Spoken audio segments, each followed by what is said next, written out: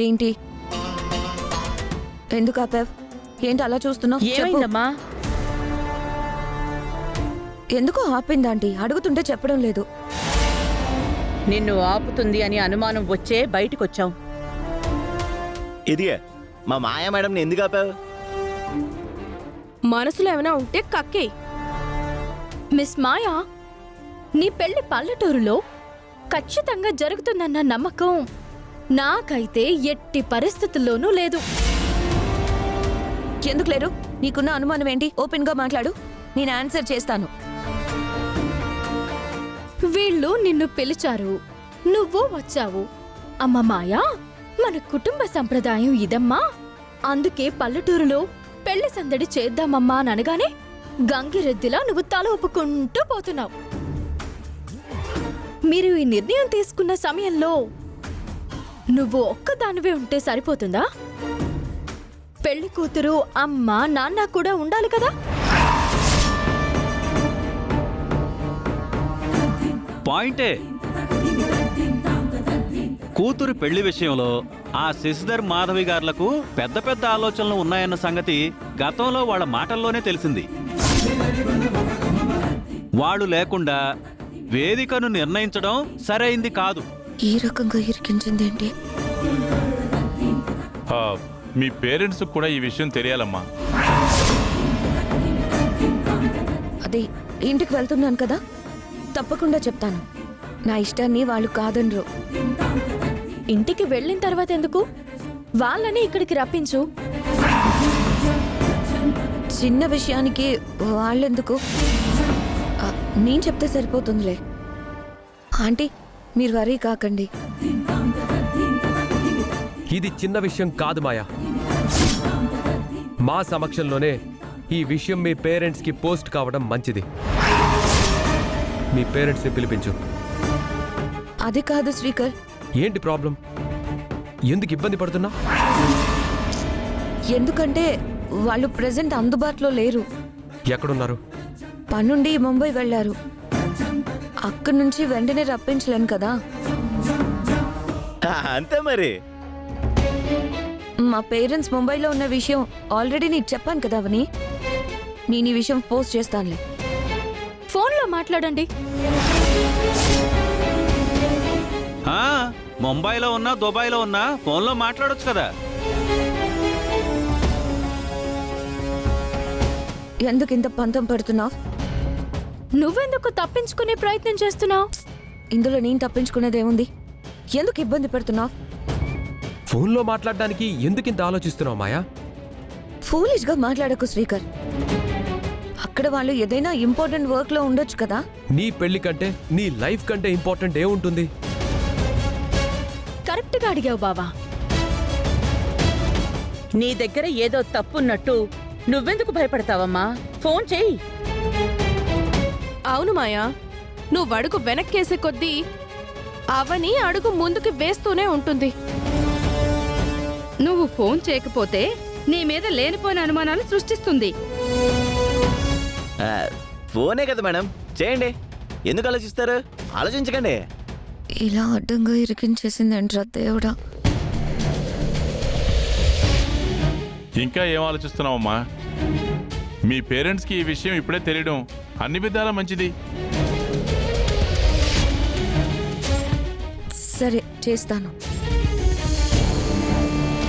నేను వాళ్ళని కుర్చీలో కట్టి బంధించున్నాను. ఎలా మాట్లాడగలుగుతారు? ఫోన్ ఎలా లిఫ్ట్ చేస్తారు? మళ్ళీ మళ్ళీ చెయ్యని అవని నన్ను చావగొడుతుంది. ఈ సిచ్యుయేషన్ నుంచి తప్పించుకోవడం కష్టమే. స్పీకర్ ఆన్ చేయి.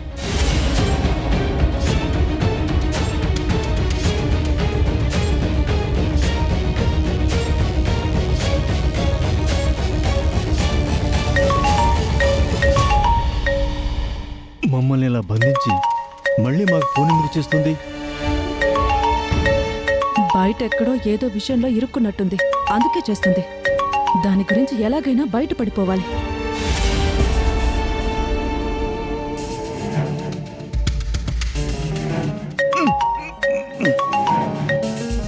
ఎన్నిసార్లు రింగ్ అవుతున్నా లిఫ్ట్ చేయడం లేదంటే బిజీగా ఉన్నారనే కదా అర్థం. ఇప్పటికైనా సిచ్యుయేషన్ని అర్థం చేసుకోండి. హలో మాయా,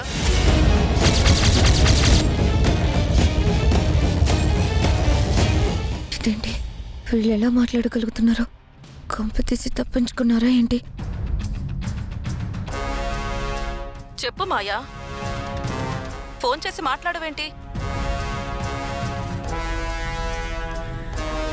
సైలెంట్ అయిపోయావేంటి? మాట్లాడమ్మా. హలో మమ్మీ, డాడీ, మీతో ఒక ముఖ్యమైన విషయం మాట్లాడాలి. అదేంటంటే వేదవతి ఆంటీ వాళ్ళు మా పెళ్ళిని ట్రెడిషనల్గా వాళ్ళ పల్లెటూరులో చేయడం మంచిదని అంటున్నారు. ఆ విషయం మీతో చెప్పాలని ఫోన్ చేశాను.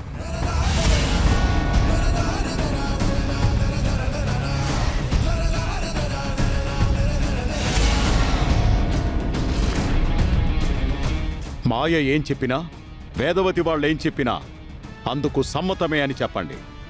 లేదంటే మీరు చాలా ఇబ్బంది పడతారు.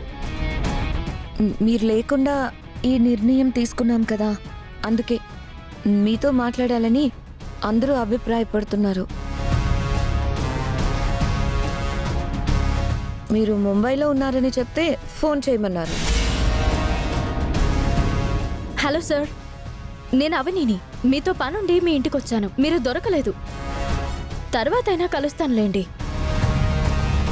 ఇకపోతే అసలు విషయం ఏంటంటే, ఈ పెళ్లి కళ్యాణ మండపంలో పెట్టినా, పల్లెటూరులో పెట్టినా, గుడిలో పెట్టినా, ఇంటిలో పెట్టినా, అమ్మవారి ముందు పెట్టినా, ఎక్కడ పెట్టినా రావడానికి నేను సిద్ధమే.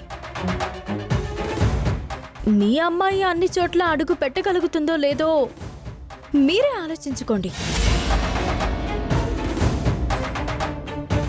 శశిధర్ గారు, పల్లెటూళ్ళలో ఈ పెళ్లి జరగడం మీకు అంగీకారమే కదా?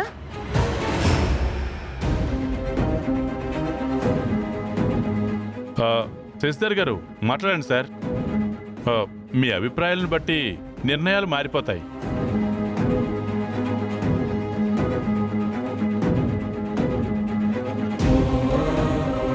మీరు ఆలోచనలో పడ్డారు అంటే మీకు ఇందులో ఏదో అభ్యంతరం ఉంది అనేగా? అభ్యంతరం ఏమీ లేదమ్మా.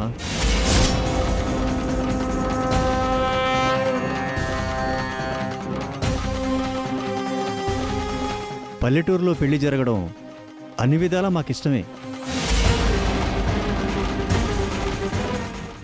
వేదవతి గారు, మీరేం ఆలోచించినా 4 విధాలుగా ఆలోచించే నిర్ణయం తీసుకుంటారు. మీ నిర్ణయాన్ని కాదనేది లేదు. మీ ఇష్ట ప్రకారమే జరిపించండి. మా మాటని గౌరవించినందుకు సంతోషమండి. డాడీ, మీరు ముంబై నుంచి డైరెక్ట్గా పెళ్లి దగ్గరకు వచ్చేస్తారుగా? అవునమ్మా, అప్పటికల్లా మా పని అయిపోతుంది. డైరెక్ట్గా వచ్చేస్తాం. Okay daddy, thank you so much. Bye, have a nice day.